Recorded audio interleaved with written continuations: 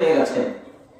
এই জন্য আপনাদেরকে আর হাদিসের দিকে যেতে চাচ্ছি, অনুবাদের দিকে আপনাদেরকে একটা ওসিয়ত করতে চাই। সেই ওসিয়তটা হলো, আপনারা আলহামদুলিল্লাহ আজকে জুমার দিনে জুমার সালাত আদায় করার জন্য এসেছেন। এটা ভালো গুণ, এটা মুমিনদের গুণ। কিন্তু আপনি যদি এই জুমার সালাত আদায় করার পরে আর 5 ওয়াক্ত সালাত না পড়েন, তাহলে আপনার এই জুমা পড়ার মধ্যে আপনার কোনো উপকারিতা নেই, আপনার জুমা পড়ে কোনো লাভ নাই। 5 ওয়াক্ত পড়লেন না। মানুষ খুব উৎসাহী কোন কোন দিনে? ঈদের দিনে। 2 ঈদের খুব উৎসাহী, সালাত আদায় করার জন্য যায়। তারপরে রমাদান মাসে তারাবি করতে যায়।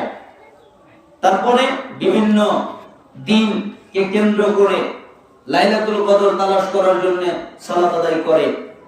তারপরে শবে বরাতের রাত বিদাত করার জন্য অনেকে বিদাতি সালাত আদায় করে। তার মানে কতগুলো অনুষ্ঠান তারা বানিয়ে নিয়েছে, ওই অনুষ্ঠানেই শুধু সালাত আদায় করে। যেমন তার মধ্যে একটা জুমার দিন, এছাড়া আর কোন ওয়াক্তে সালাত আদায় করে না। সালাফরা এদেরকে কাফের বলতেন। কি বলতেন? কাফের। আল্লাহ বলেছেন সূরা তাওবার 5 নম্বর আয়াতে, সূরা তাওবার 11 নম্বর আয়াতে, এবং রাসূল বলেছেন মুসলিমের 82 নম্বর হাদিসে, ইন্না বাইনার রাজুল ওয়া বাইনাশ শিরক ওয়াল কুফতারকুস সালাহ, নিশ্চয় একটা কাফের একটা মুশরিক, এদের মধ্যে পার্থক্য সালাত। যারা সালাত আদায় করে তারা মুসলিম, যারা সালাত আদায় করে না ওরা কাফের। তিরমিজি 2618 নম্বর হাদিস, 2621 নম্বর হাদিস, 2622 নম্বর হাদিস প্রমাণিত হয় যারা সালাত আদায় করে না তারা মুসলমান নয়, তারা শিরককারী, তারা শিরক করেছে। মানুষ বলে যে আমরা আহলে হাদিস মানুষ, আমরা শিরক করি না। অথচ রাসূল সাল্লাল্লাহু আলাইহি ওয়াসাল্লাম ইবনে মাজাহ 1080 নম্বর হাদিস বললেন, লাইসা বাইনাল আবদ ওয়াশ শিরক ইল্লা তারকুস সালাহ ফাইজা তারাকাহা ফাকাত আশরাক। নিশ্চয় একটা ব্যক্তি একটা মুশরিক, এর মধ্যে পার্থক্য সালাত। যে ব্যক্তি সালাত ছেড়ে দিল, নামাজ ছেড়ে দিল, ওই ব্যক্তি শিরক করল। তার মানে যারা সালাত আদায় করে না, যারা নামাজ পড়ে না, ওরা মুসলমান নয়। সাহাবীরাও তাদেরকে কাফের মনে করতেন। মান তারাকা সালাত ফালা দীন লাহু। আব্দুল্লাহ বিন মাসউদ রাদিয়াল্লাহু আনহু বলেন, যে ব্যক্তি সালাত আদায় করে না তার কোনো দ্বীন নেই। মান লাম ইউসাল্লি ফাহুয়া কাফিরুন। আলী রাদিয়াল্লাহু আনহু বলেন যে সালাত আদায় করে না সে কাফের। আবু দারদা রাদিয়াল্লাহু আনহু বলেন, লা ঈমানা লিমান লা সালাতা লাহু। ওই ব্যক্তির ঈমান নেই যে ব্যক্তি সালাত আদায় করে না। ওমর ইবনে খাত্তাব রাদিয়াল্লাহু আনহু বলেন, লা হাদ্দা ফিল ইসলাম লিমান তারাকা সালাত। ওই ব্যক্তির ইসলামে কোনো জায়গা নেই যে ব্যক্তি সালাত আদায় করে না। এমনকি সালাফরা ফতোয়া পর্যন্ত দিয়েছেন যে যারা সালাত আদায় করে না সে তার মেয়েকে বিয়ে দিতে পারবে না, তাহলে বিয়ে হবে না। যে সালাত আদায় করে না তার সাথে মেয়েকে বিয়ে দেওয়া যাবে না, বিয়ে হবে না। যে মেয়ে সালাত আদায় করে না ওই মেয়েকে বিয়ে করা যাবে না, বিয়ে হবে না। স্বামী সালাত আদায় করে স্ত্রী করে না, স্ত্রী করে স্বামী করে না, তাহলে তাদেরকে বিচ্ছিন্ন করে দাও। কেন? তাদের মধ্যে 8 তালাক হয়ে গেছে। 1 তালাক 2 তালাক 3 তালাক বলা লাগে না, শুধু সালাত পড়ে নাই এজন্যই তারা তালাক হয়ে গেছে। যারা সালাত আদায় করে না তাদের জানাজা পড়া হারাম, জানাজা পড়া জায়েজ নেই। তাদের জন্য কাফনের কাপড় কেনা জায়েজ নেই, তাদের জন্য গোসল দেওয়া জায়েজ নেই, তাদের জন্য কবর খনন করা জায়েজ নেই, তাদের জন্য মুসলমানের কবরস্থানে দাফন করা জায়েজ নেই, এমনকি তাদের জানাজা পড়া জায়েজ নেই। তাদের জন্য মাগফিরাতের দোয়া করা, রহমতের দোয়া করা হারাম। যত মানুষ তাদের জানাজা পড়বে তত মানুষ পাপিতে গণ্য হবে। কেন তাদের জানাজা পড়বে? ও তো বেনামাজি। যে ব্যক্তি সালাত আদায় করে না সে যদি কোনো পশু জবাই করে তাহলে তার গোশত খাওয়া যায় না, তা হারাম। যে ব্যক্তি সালাত আদায় করে না ও যদি জীবিত থাকে তাহলে ওকে সালাম দেওয়া হারাম।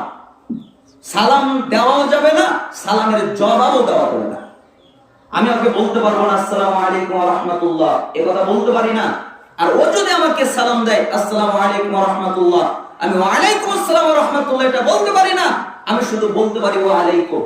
এর বেশি বলার অনুমতি শরীয়ত দেয়নি। তার মানে যারা সালাত আদায় করে না তারা কত খারাপ, সবচেয়ে নিকৃষ্ট, সবচেয়ে বর্বর, সবচেয়ে অসভ্য, সবচেয়ে নোংরা।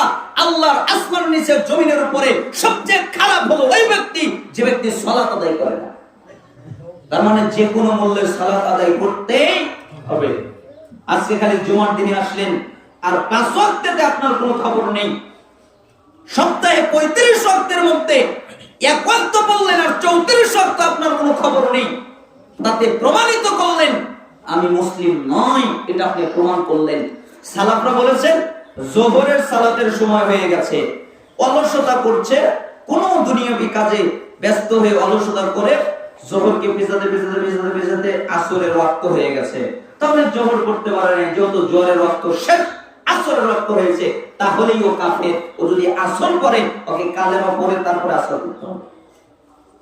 সৌদি আরবের বিদ্যানরা পর্যন্ত এই ফতোয়া দিচ্ছেন, আর আপনি দৈনিক 34 ওয়াক্ত সপ্তাহে ত্যাগ করেন আর বলেন আমি নামাজ না পড়লে কি হবে, আমার ঈমান ঠিক আছে, তাই না?